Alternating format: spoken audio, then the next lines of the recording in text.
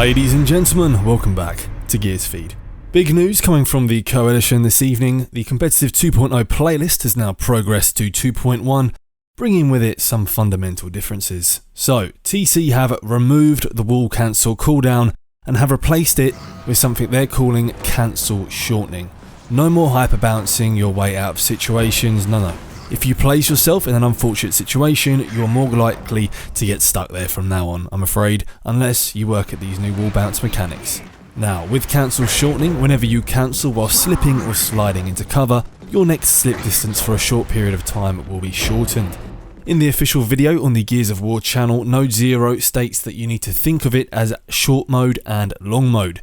Normally, you are in long mode, however, when you hit A to slide into cover, or whatever your control scheme may be, you'll get there at usual distance, but if you cancel before you get there, you're now in short mode. So if you see me slide into cover here, in normal mode, I make my slippery trip just fine. Now, if I slide to my right here and trigger the shortened distance with the wall cancel, I will not make that slide and will therefore be punished with a roll, as you can see. So in short mode, players can only slide or slip a shorter distance to the next cover. The penalty is a 25% reduction in distance, which is actually fairly significant when you look at it in the grand scheme of things. The implications are that players have to learn new mechanics, work on their timing. Players that spam A or whatever you use for cover will be punished with a roll.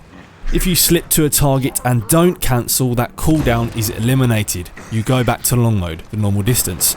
So every time you slide right into cover, you're going to erase and reset that 25% restriction trigger back to normal mode, where you can slide into a piece of cover at the distance you'd normally be able to.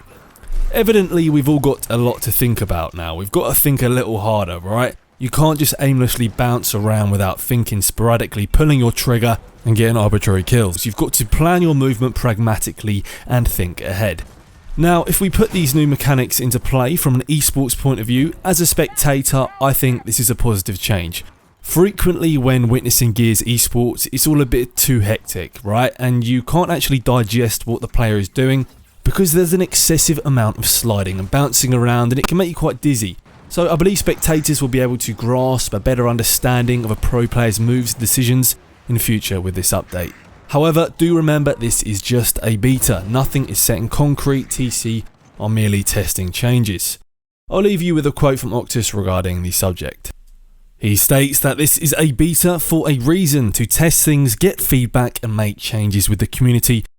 He goes on to state that these changes are based on feedback and just because we're trying it doesn't make it final or a definite inclusion.